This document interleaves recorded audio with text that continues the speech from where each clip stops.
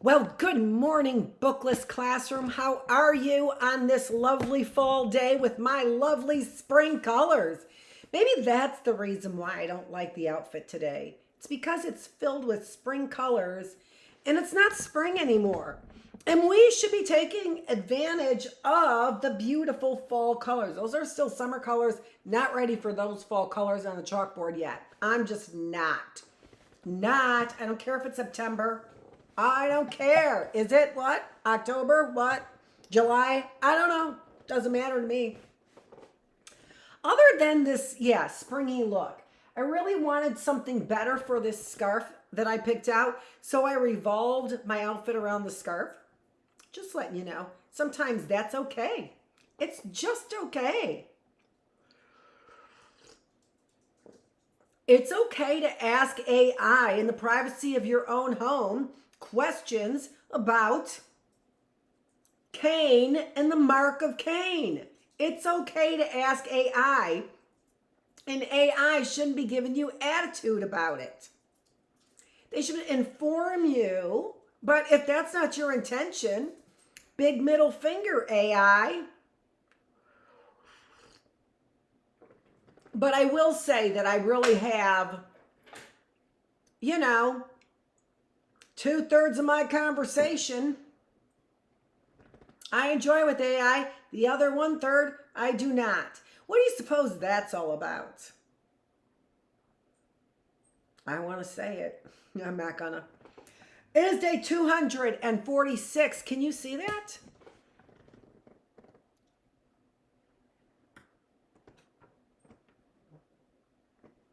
In the classroom, we still have some beautiful flowers there. If you did not see them in the early bird classroom, they're so gorgeous. You cannot just dump those. I put flowers, I do think it means different things, and I don't want to, I've said this in the past, the flowers out there. I'm not mourning. I am trying to transplant those seeds of the sunflowers right there. That's what I'm trying to do. So, just to let you know, that's what the dead flowers are outside for. Okay? Okay.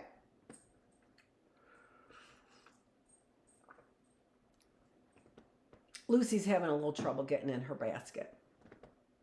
You want some help? Do you want some help? She wants some help. Real quick. Yeah. Yeah. So I'm going to help you and then give you kisses.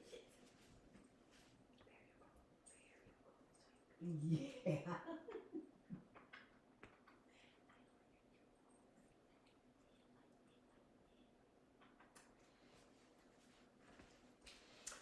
Okay. If she wants more loving, she can come over here in my lap. But she doesn't usually like to get on screen so much. She's burrowing, is what she's doing. I love her. Okay, so we are here on day 246. It is September 16th. I really did like our September 11th tribute. A little tribute to my niece, Elena. It is her birthday. It was her birthday yesterday. And her brother Anthony's is coming up in just a few days. 5, in fact. So we won't be here on his birthday. So happy birthday, Anthony, from your auntie. Now the whole world knows. I hope that doesn't bother you. I don't think it bothers Elena. I don't know about Anthony. I think Anthony's a little shit sometimes. But maybe on the right track. Okay, so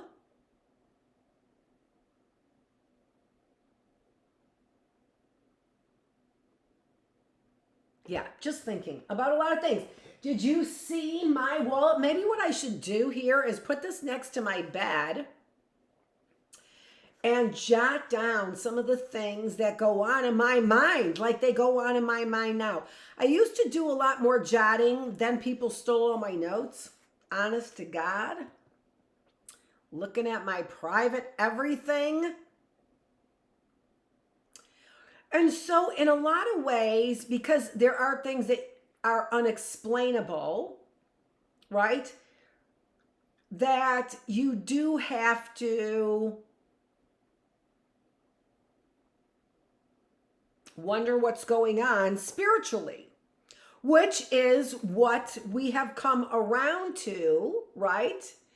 We are really always here in the Bookless Classroom.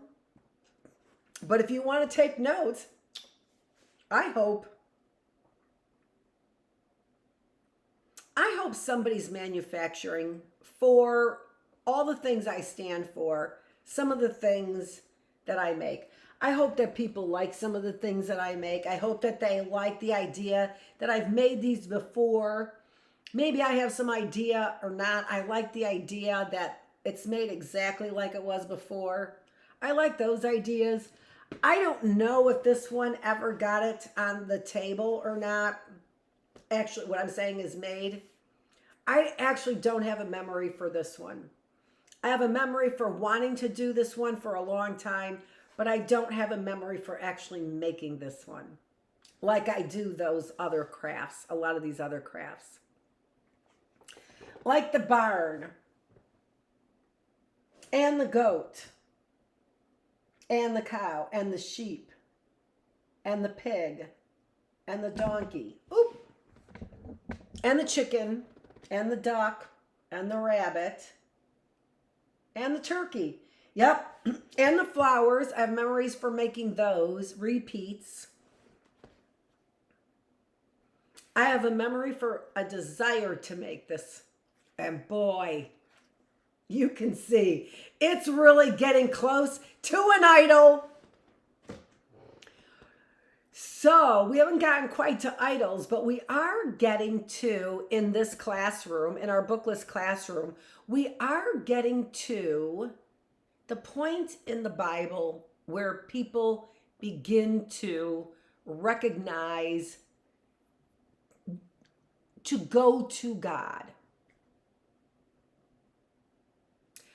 I have so many questions, of course, about that Garden of Eden. He, him, he, them, which is then referenced later on. And there are so many components that are misplaced in time. So again, we see the he, him, and now we're getting down the line into after the Garden of Eden and Cain and Abel. So we're in Genesis, and we're going to emphasize today, I'm Dr. Annette Feravich, if I didn't say that, and we are here in the Bookless Classroom. Thanks so much for joining me. We are going to emphasize today what is the story of Cain and Cain's descendants. And I will say right up front, because I know that there are a lot of political motivations around me, that I will say up front, if you want a bleeding heart liberal, and I know most people don't, well, I'm it. I mean, I will, even the word, hyphenated word, bleeding heart, it makes me want to cry. Because I know, it just does. Because I know the disdain that people have for a bleeding heart. And it's ridiculous to me. It is utterly ridiculous. I knew this was going to bother me. And I knew it was going to bother me to this level. Because it just does. Because people who are bleeding heart liberals just get bothered to this kind of level. It's the part of me that, you know, everybody looks at me and they're like, you're more conservative than you think that you are. Until I cry for people like Cain and Lamech and Lucifer himself. And then people just don't get me. And I get it. I get it. But what I know at the very core of all of this is that it is environment. That we have got a moral standard, and that is in whatever you want to call it, our DNA, our spirit, our heart. And so Ben Shapiro, that is a given. He said with a yarmulke on his head, as Bill Maher put it, not said before. There is a stable line, a universal line for morality and repulsion. And, oh, good grief. I'm trying to think of it from the area of the brain. Disgust to the point of repulsion. That's not the word I usually use. I haven't taught it in a long time. So there are words I use very often. But that's what disgust does. It brings it up in you to get it out.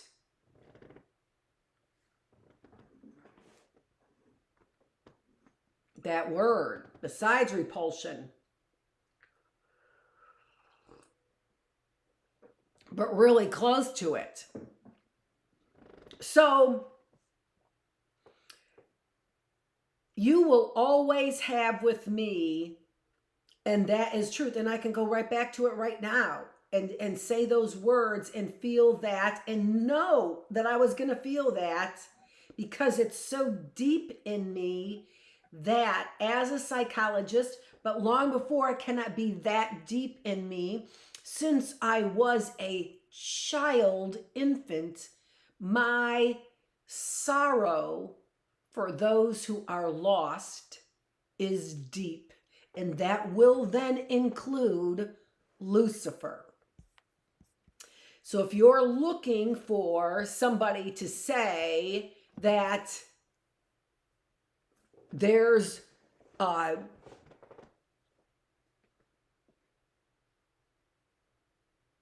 person who needs to be in chains for the rest of their life, you're not going to hear it from me.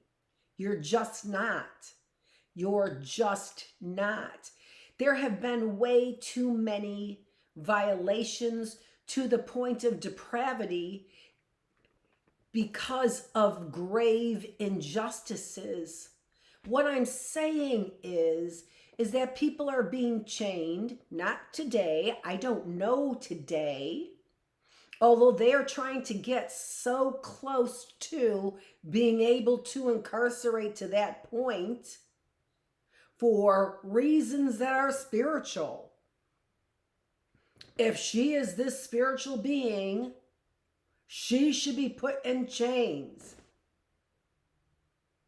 Because who knows? We do know chains, then God will release her, won't he?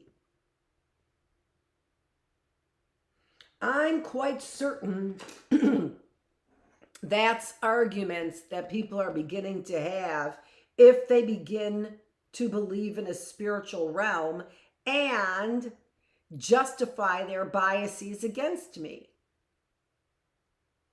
She would let out Lucifer himself to wreak havoc on the world. No, but I wouldn't confine him to chains.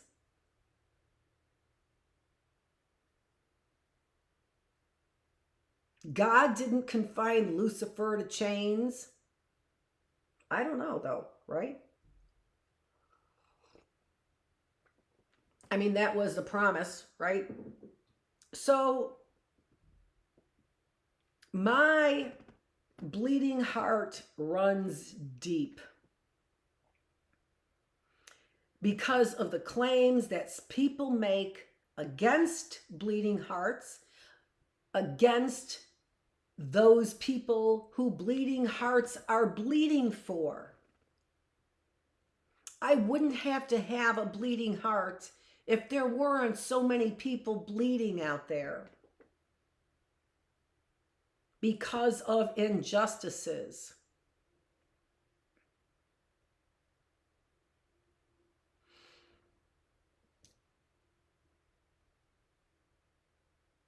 So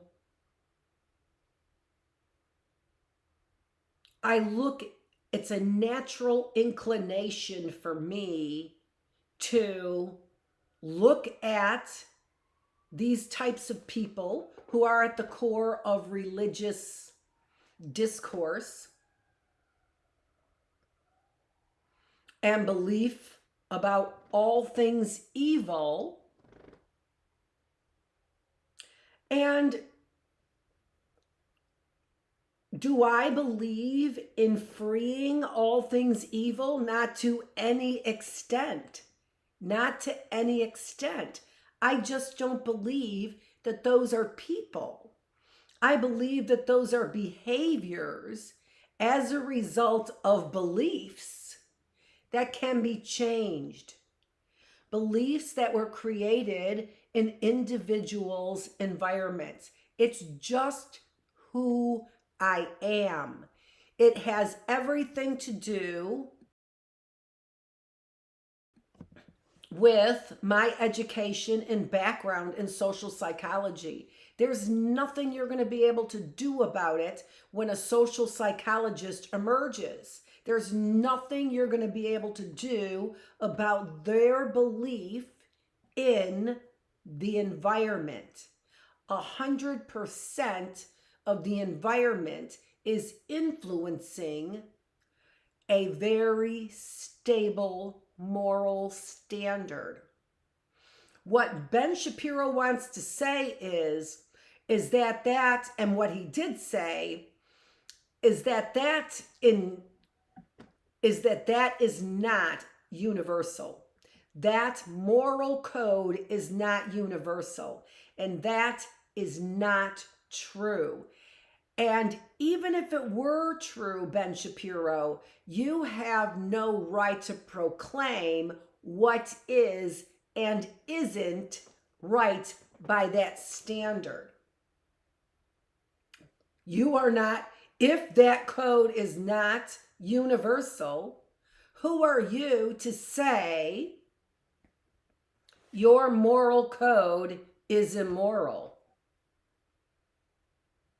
I'm sorry, you are full of shit.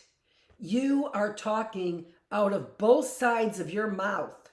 You are suggesting a hierarchy. And when you wear that yarmulke, you are then proclaiming a hierarchy and pointing a finger. And that just is not safe. That's just not safe. I'm a bleeding heart because I have a tendency to not point fingers. And I have a tendency to not point fingers because I don't know somebody's intention. And if I can't know your intention, and I don't know your intention, then I will not point a finger at you, and instead look at the circumstances. So we're reading a book today. We're starting our new book, Conversations on Common Things, and it's written by Dorothea Dix. And Dorothea Dix is, hold on one second. I've got to get something else for this constant nagging.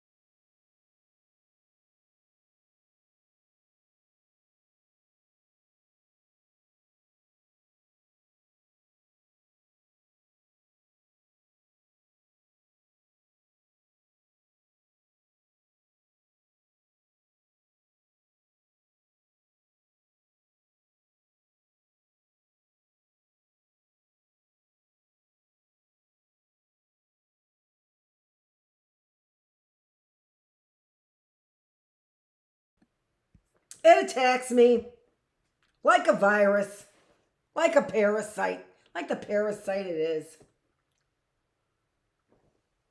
I have to feed it some sugar, then it calms down. That's my vitamin C, early birds. Don't worry about it. No sugar added, 100% juice. So, besides this book, which also, by the way, is a science book from the 1800s. So, want to learn about science from the 1800s? This is the book. And there are things in there that they learned that we should know that we simply do not know. Just basics, like how were the planets named, right? How were the months of the year named? How is paper made? Things we should know. And things I remember I did know, and likely because of Dorothea Dix. Now, the thing about her is that she, like me, can be very unpopular in certain surroundings. When you're pointing the finger at injustices and also seeing not only the injustice in the care, but the injustice in who's there. And consistently, if men were involved, they were put in a better place. They were more in, like this upstairs apartment, for example, if men were involved. But if women were involved, they were chained in the basement. So same diagnoses, but the woman's condition had deteriorated to the point of nobody even caring for that person in the basement any longer. And this is written in the 1800s by a teacher / scientist of the day, and a woman, by the way. So anybody labeling number one a woman flags up all over the effing place for that one. Because there is an agenda in labeling a woman for sure. And likely it has something to do with boinking her. And those are the facts that, in the same essence as a tree hugger would hug a tree, a sex offender hugs their idol.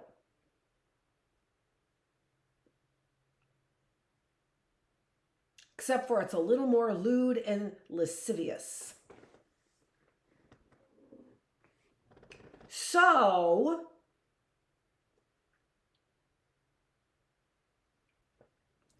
with that in mind, and what I mean by with that in mind, with the idea that somebody could be chained up in such inhumane conditions and the reasons for them being there are completely imbalanced and unjust. Imbalanced in that the men, and again, this likely has something to do with boinking and the desire to boink. So, okay, you got caught really effing your woman up. Naughty you. But look at that fucking whore. I mean, clearly she's a temptress. Put her in the basement. Teach her a lesson. Skin and bones.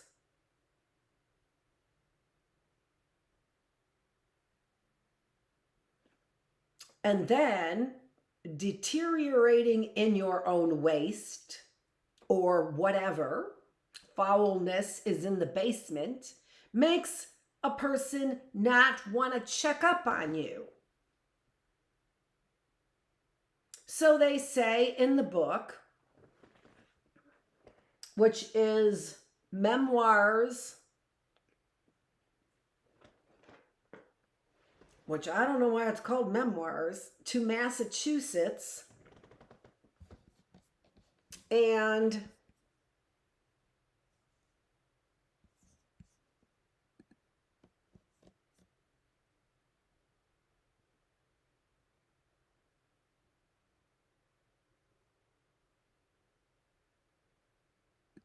oh, I'm really surprised. Oh, there it is.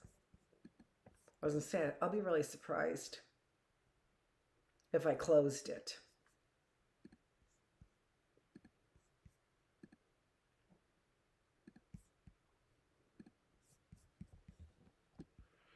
So here's her book. And we'll just start right there. Visited the almshouse in June last. 80 inmates, 7 insane, 1 idiotic. Commodious and neat house. Several of the partially insane apparently very comfortable. 2 very improperly situated, namely an insane man not considered incurable,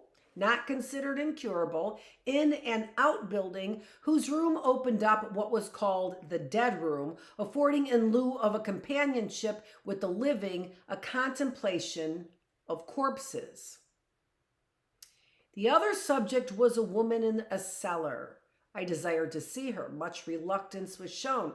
I pressed the request. The master of the house stated that she was in the cellar, that she was dangerous to be approached, that she had lately attacked his wife and was often naked. I persisted, if you will not go with me, give me the keys and I will go alone. Thus importuned, the outer doors were open. I descended the stairs from within. A strange, unnatural noise seemed to proceed from beneath our feet. At the moment, I did not much regard it. My conductor proceeded to remove a padlock while my eye explored the wide space in quest of the poor woman.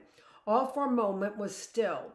But judge my horror and amazement when a door to a closet beneath the staircase was open, revealing in the imperfect light a female apparently wasted to a skeleton, partially wrapped in blankets, furnished for the narrow bed on which she was sitting. Her countenance, furrowed, not by age but suffering, was the image of distress. In that contract space, unlighted, unventilated, she poured forth the wailings of despair. Mournfully, she extended her arms and appealed to me. Why am I consigned to hell? Dark, dark. I used to pray. I used to read the Bible. I have done no crime in my heart. I had friends. Why have all forsaken me? My God, why hast thou forsaken me? Those groans, those wailings come up daily, mingling with how many others, a perpetual and sad memorial. When the good Lord shall require an account of our stewardship, what shall all and each answer? Perhaps it will be inquired, how long, how many days or hours was she imprisoned in these confined limits? For years. For years? I want to highlight that.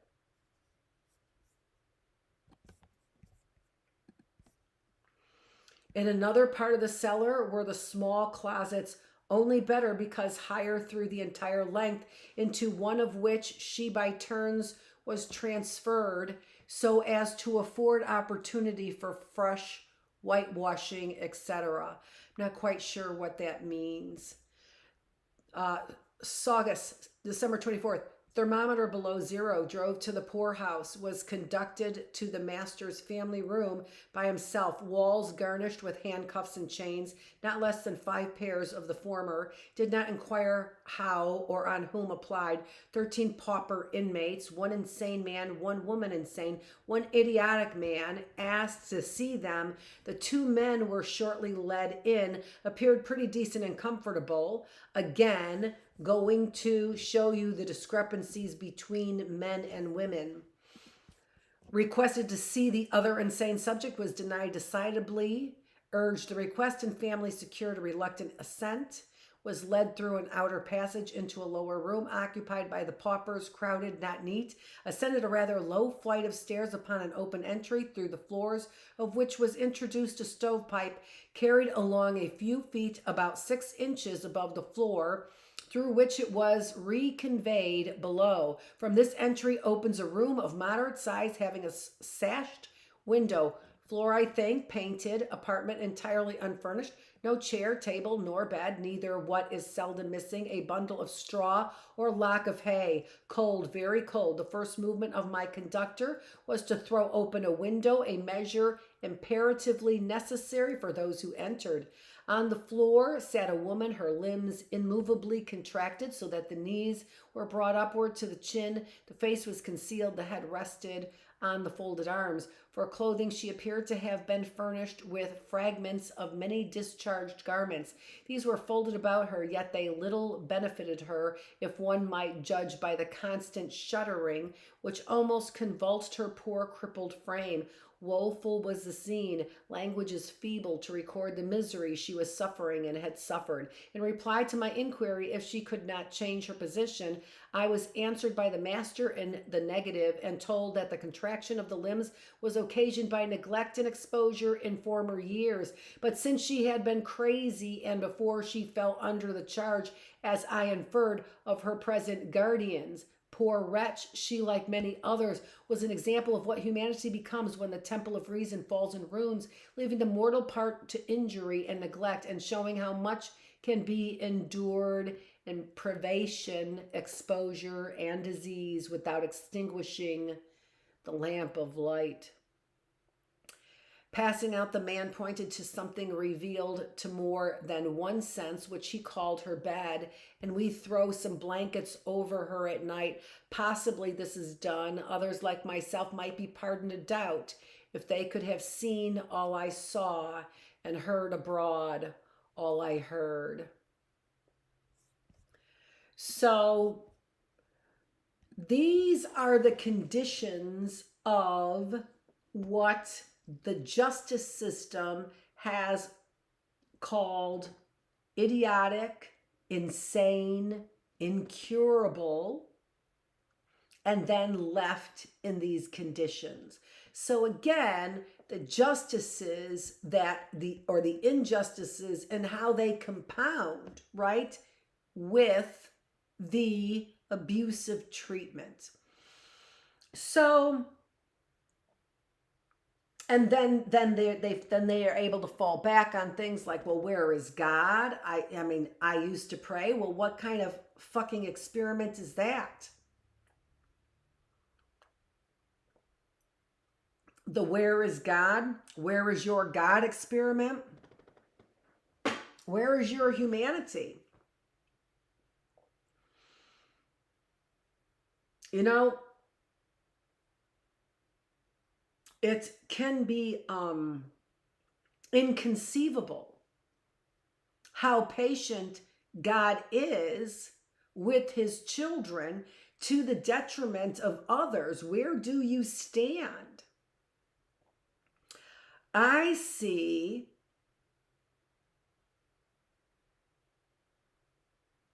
sinless crimes in Cain and Lamech. They feel like sinless crimes, but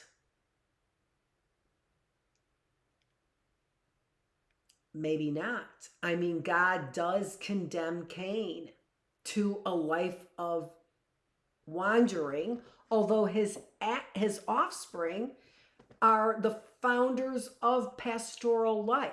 So let's take a quick look at that. And then that's going to help us kind of help us draw some conclusions. I think it's fair that we want to draw conclusions about this if we feel that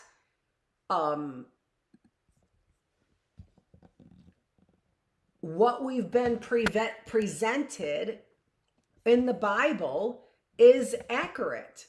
So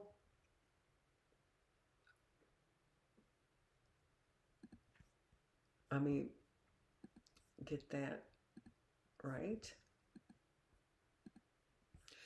And so that has been part of our thesis, right? In particular, because because we need to know how to treat humanity, right? So that is our major classroom thesis right there, right? Explain how a people could have designed, I can't see it, but it's important. Explain how a people could have developed the dedication to humanity, liberty, and dignity exhibited by the leadership of the American Revolution, and at the same time had developed and maintained a system of labor that denied human liberty and dignity every hour of the day. And people would say, well, by design, that's God. And this, to me, sometimes lays the foundation for that kind of nihilism, right? So when you take a deeper look into, I mean, we can clearly see the inhumanity of what Dix is talking about, right? And accused of rhetoric.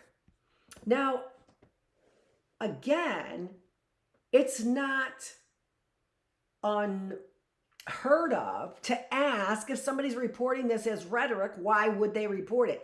Is it rhetoric? Well, you have to read it. Well, I might read it, I might not read it, right? And the reason why is because I'm a psychologist. This is part of social work. I did read some of it, and having people in cages. But again, this is like, she watered this version down. This is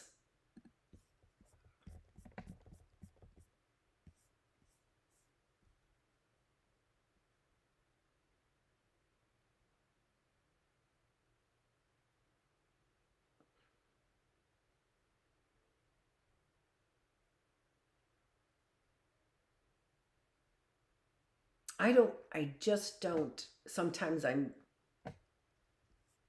looking at the phrasing of things to advance, you know, an agenda. So Memoirs to the Legislature of Massachusetts in 1843 by Dorothea L. Dix. And I also have to say something, that was my husband's mother's name, Dorothea. They called her Dee. So I just find that interesting as well. So here,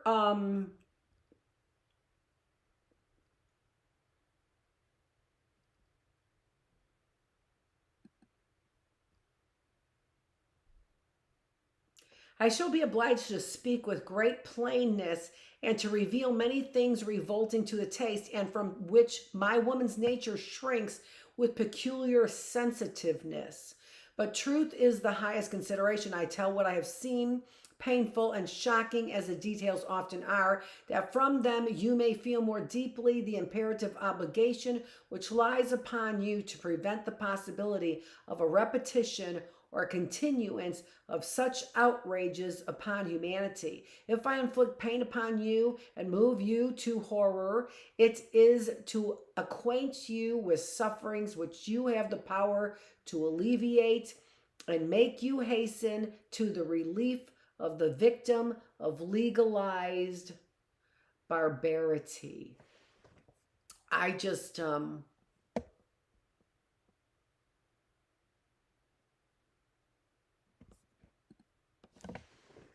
I mean, you have to stop and think about the accusation there. Legalized by barbarity in the United States of America, when the claim here is, come here to fulfill your hopes and dreams. And now what? You're like, oh, well, you were the dumb idiots to think that. Seriously? Here's your genie in a lamp as well. I don't know. Maybe so. Right? Maybe so. Maybe there is a genie in a lamp for Cain and his descendants. Because it seemed like a genie in a lamp got him there in the first place, if you know what I mean.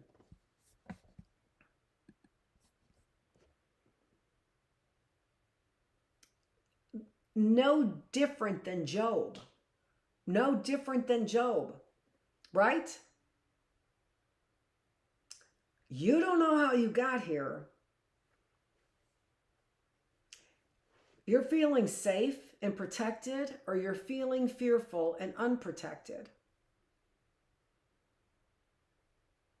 But so many of our conditions in life are, but I don't know how I got here. If you just look at, this scenario right here. And I see nothing that tells me that Massachusetts did anything. There's nothing about the follow-up to this, about how things changed. All there is to a follow-up is, it could be rhetoric. I mean, really, it's kind of blown out of proportion. We have learned things. We don't do things the same way. She's in an apartment. Shut the F up. And I get it. I get it. The fact that somebody can even speak about being on a American lookout list is at least somewhat appalling. Except for when you look at the reasons why they put people on lookout lists. Then it's not so appalling.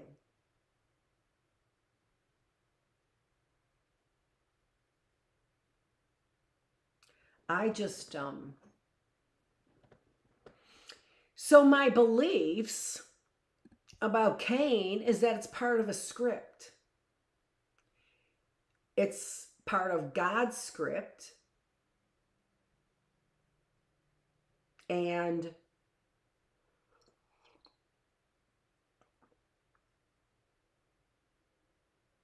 I just feel so bad because it was too great for him.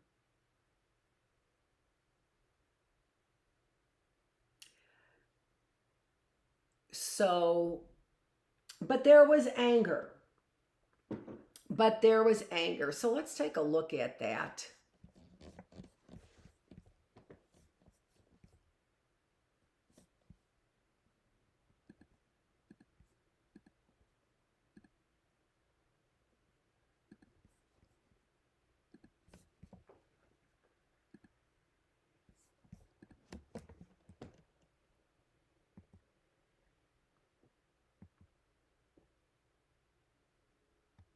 Do I have the right one?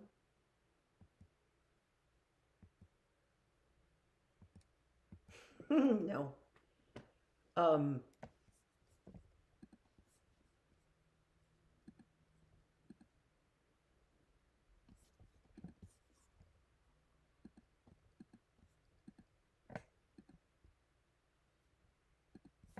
There we go.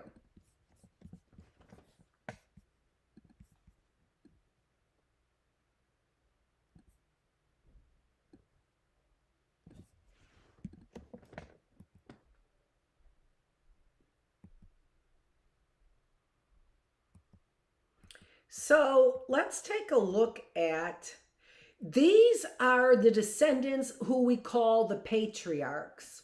There is the link right there where I got this from. So, and I got confused with the repeating of the names. So there is a name, Enoch there. There is also a descendant of Cain whose name was Enoch. Enoch walked with the Lord and, in fact, according to scripture, did not die. That God took him and he was an honest man. I thought it was Cain's descendant, as there is a Lamech here in the history of patriarchs that is not the same Lamech as in Cain's descendants. You can see here where the flood occurs. So this would be in, from creation, how many years? 622.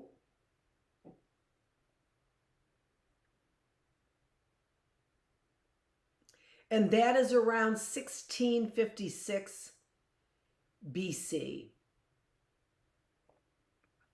Those bars in the middle are how many years that patriarch lived. All right, so Adam 930 years, Noah 950 years, Shem 600 years, right? So and Shem is the ancestor for the patriarch. Ham and Japheth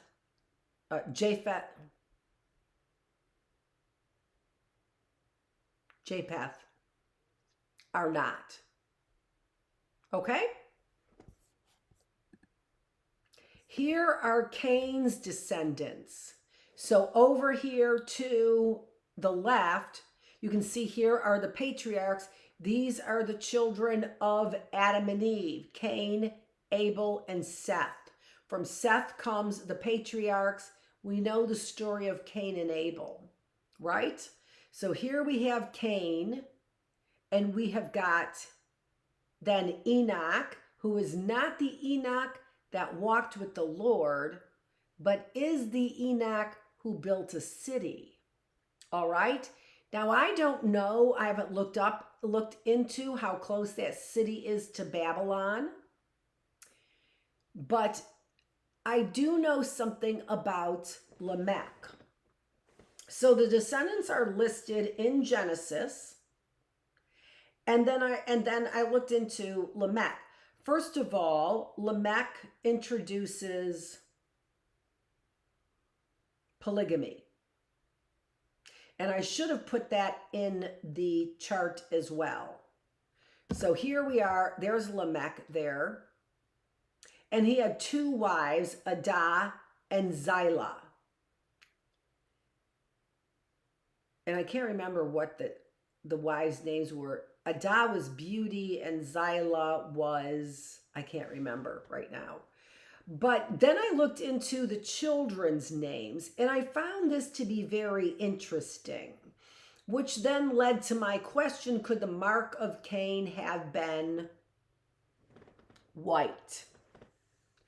And realized that traditional thought would not have gone in that direction.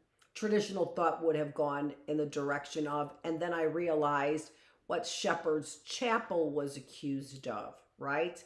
Of suggesting that the mark of Cain was black. But that didn't make a lot of sense given the color of the skin of the people there. So the mark of Cain being black wouldn't have made any sense. But it does make sense that the mark of Cain may have been white. It also makes sense that there may not have been any visible mark of Cain at all, and let you decide what the mark of Cain is. That probably is likely, but there's still the question of no white race. Really? Because there's an awful lot of white people running around. Where'd they come from? Right? Where'd the Germanic people come from? Where did, the Germanic tribes come from? And supposedly that is northern Russia. All right. Was that from pre-flood? Possibly. Icelanders? Who knows? Blue ice eyes? Who knows? It could be. Giving these individuals this kind of superiority. Sumerians, pre-flood, who made it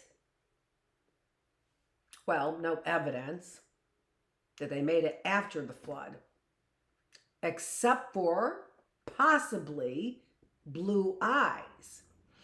Now, as a scientist, there's no reason to create a havoc about the race.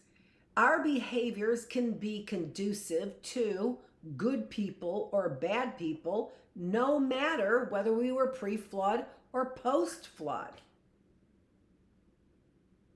Right? We are still judged by the same things, whether or not we are Ben Shapiro, who believes that morals are not universal, which suggests God does not have a thread in your heart or command of your heart if morals are not universal. And this does not disparage Shapiro's right to make the suggestion. I just don't think it coincides with people who have hardwired beliefs in God. So there's a lot of people who don't have strong hardwired beliefs in God. But if you're suggesting that there is a God by suggesting that you are attached to a religion that is a dominant religion with a dominant God, well, then I would suggest that you get on board with his dominant universal moral values. No matter what religion you practice, doesn't matter to me. I mean, again, we believe in the same God. It looks like Genesis 4:23, I find this Lamech quote from Genesis 4:23, I pray was not hardwired in my son. And I do know that people have evil intentions to make me look bad, clearly, to make me look unholy, clearly. And if they have those intents for me, they certainly have the same intent for my children. And so Genesis 4:23,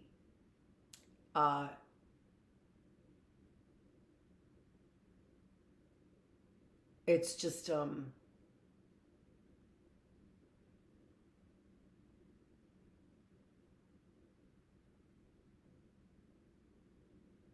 all really heartbreaking, the way that people can manipulate people into a basement, and still the spirit of that person will remind you they did nothing wrong. You are the one who is unjust. And Lamech said unto his wives, Adah and Zillah, hear my voice, ye wives of Lamech, hearken unto my speech, for I have slain a man to my wounding, and a young man to my hurt. Now that is lamenting to me. Hear my voice. That's not demanding, that's lamenting to me. Ye wives of Lamech, hearken unto my speech, for I have slain a man to my wounding, and a young man to my hurt. If Cain shall be avenged sevenfold, truly Lamech 70 and sevenfold. And, my license plate, Genesis 4:23, just a lot of numerical value in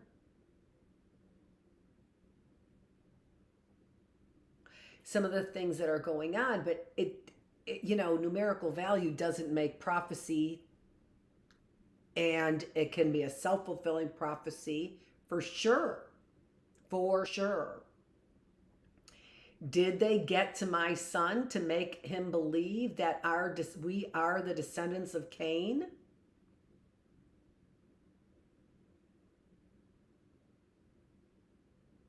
And Lamech said unto his wives Adah and Zillah. So polygamy. Hear my voice, ye wives of Lamech. Hearken unto my speech. For I have slain a man to my wounding, and a young man to my hurt. If Cain shall be avenged sevenfold, truly Lamech 70 and sevenfold. And I mean, in some ways that feels like Lamech is saying, Cain,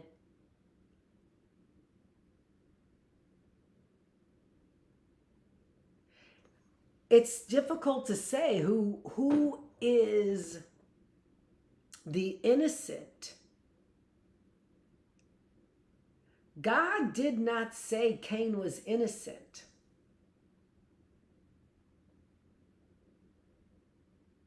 And God did not say Lamech was guilty. And then I see the children of Lamech, Jubal, which is where Jubilee comes from. Father of pastoral life, Cain was, and this could be interesting too. Cain's son Jubal was the father of pastoral life. So Cain was condemned to a life of vagrancy, as a vagrant, so wandering. And the same idea with this wandering is in the name of Jubal that has more to do with this pastoral wandering. Like we see missionaries,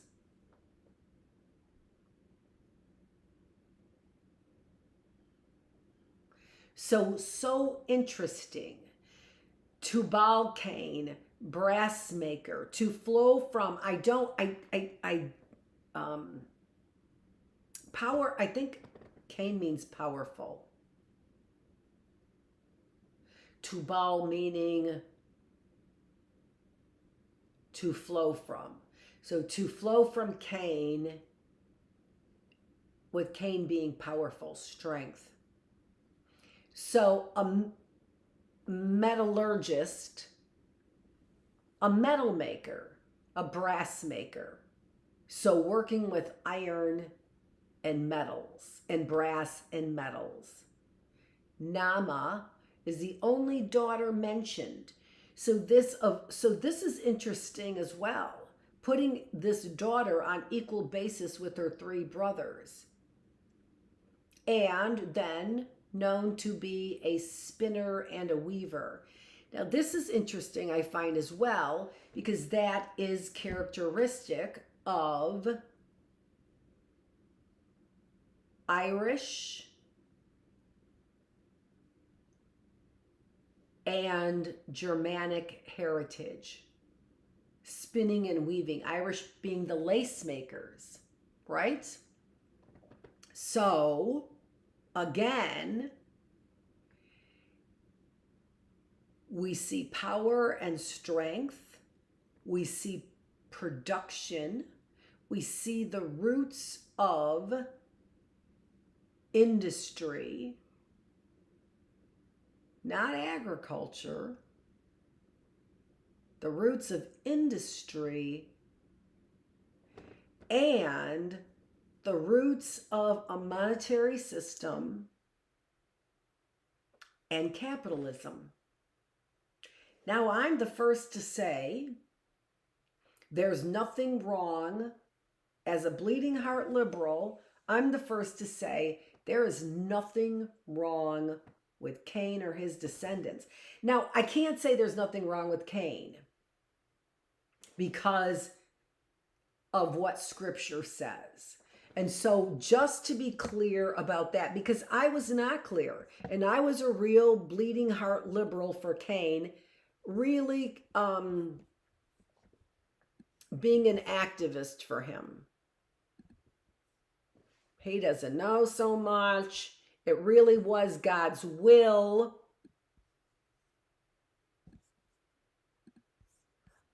But God does warn him. And so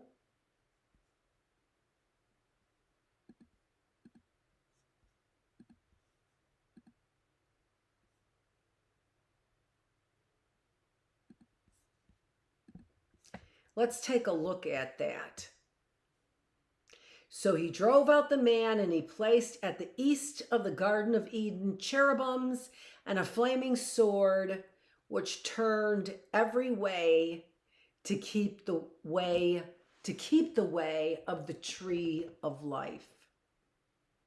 Now, this says to me there were all kinds of fires in Kuwait. It almost looked as if we were seeing those fires keeping out people from the Garden of Eden. That's what it looked like to me when I watched it on the news, those great big fires. And Adam knew Eve, his wife, and she conceived and bare Cain, and said, I have gotten a man from the Lord. And she again bare his brother Abel, and we talked about that. And Abel was a keeper of sheep, but Cain was a tiller of the ground. And in process of time it came to pass that Cain brought of the fruit of the ground an offering unto the Lord. And Abel, he also brought the firstlings of his flock and of the fat thereof. And the Lord had respect unto Abel and to his offering. So this is hurtful. But unto Cain and to his offering he had not respect. And Cain was very wroth, and his countenance fell, his esteem fell. He had low self-esteem. And the Lord said to Cain, why art thou wroth, and why is thou countenance fallen? If thou doest well, shall thou not be accepted? And if thou does not well, sin lieth at the door.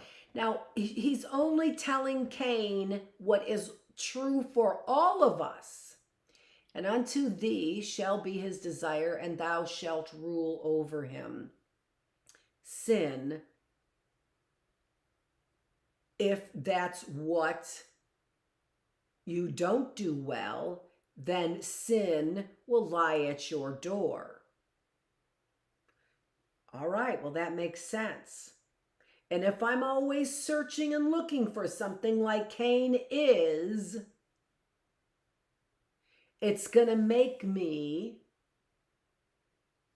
like Satan hovering over the earth, looking to and fro, or David hovering over the earth, looking to and fro.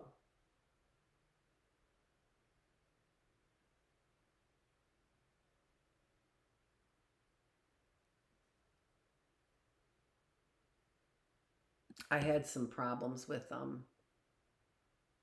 getting stuck. And that might have to do with reading from this. I probably shouldn't read from this. There's all kinds of things that are going on.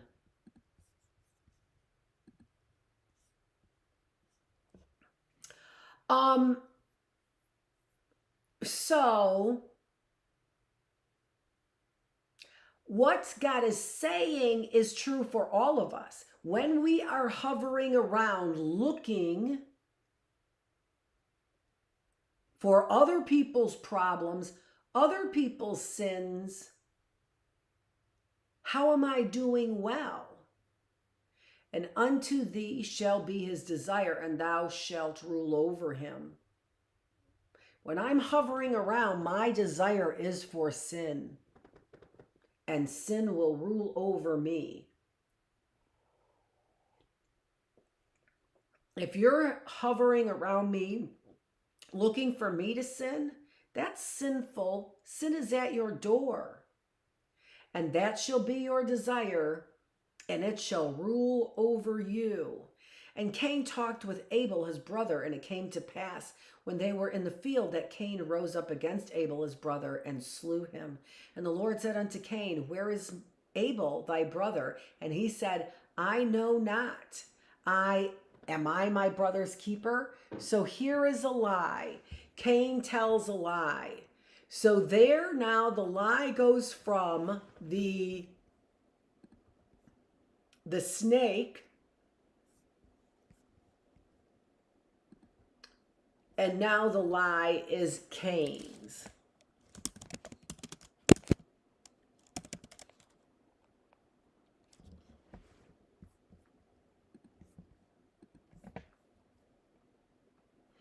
And he said, what hast thou done? The voice of thy brother's blood crieth unto me from the ground. And so this is important because the blood of Abel is crying, and now art thou cursed from the earth, which hath opened her mouth to receive thy brother's blood from thy hand. When thou tillest the ground, it shall not henceforth yield unto thee her strength. A fugitive and a vagabond shalt thou be in the earth. And now art thou cursed from the earth, not from me. And Cain said unto the Lord, my punishment is greater than I can bear. Behold, thou hast driven me out this day from the face of the earth, and from thy face shall I be hid, and I shall be a fugitive and a vagabond in the earth. And it shall come to pass that every one that findeth me shall slay me. And the Lord said unto him, therefore whoever slayeth Cain, vengeance shall be taken on him sevenfold. And the Lord set a mark upon Cain, lest any finding him should kill him. And Cain went out of the presence of the Lord and dwelt in the land of Nod on the east of Eden. And the east of Eden is where the Garden of Eden is. And Cain knew his wife, and she conceived and bare Enoch. And he builded a city and called the name of the city after the name of his son, Enoch. So Cain built a city, and unto Enoch was born Irad. And so here we've got, and Lamech took unto him two wives. The name of the one was Adah, and the name of the other Zillah. And Adah bare Jabal, was the father of such as dwell in tents, and of such as have cattle. And his brother's name was Jubal. He was the father of such as handle the harp and organ. And Zillah, she also bare Tubal-Cain, an instructor of every artificer in brass and iron. And the sister of Tubal-Cain was Naamah. And Lamech said unto his wives Adah and Zillah, hear my voice. And so, again,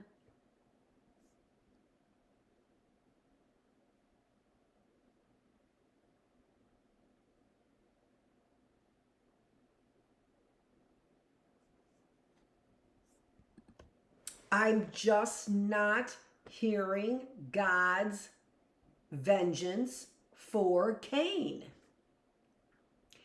He is allowing Cain to be a marked man for judgment. No different than me. He's allowing me to be a marked person to see who's going to stand there and judge me as I call out your sins. This is Dr. Annette Feravich, acting as a sponsor for Christ. Thanks so much for joining me here in the Bookless Classroom as we have gotten really rolling here pretty quickly on our 3 days on. It is September 16th.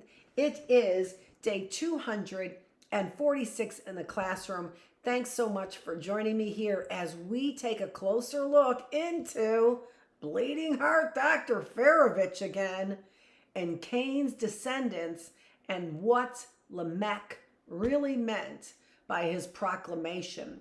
The assumption that was made at Oak Point Church was that he was a braggadocio, that he was bragging about killing a young man, and I just don't get there. I just don't believe it, but I could be wrong. This is Dr. Annette Feravich. Thanks so much for joining me here in the classroom. I will be back at about 12:15, something like that, for, as you've already seen, our new book that we're reading, Conversations on Common Things. This is literally a science textbook from the 1800s written by Dorothea Dix. Let's see what she thinks is science and what's important in science for us to learn. Thanks again for joining me.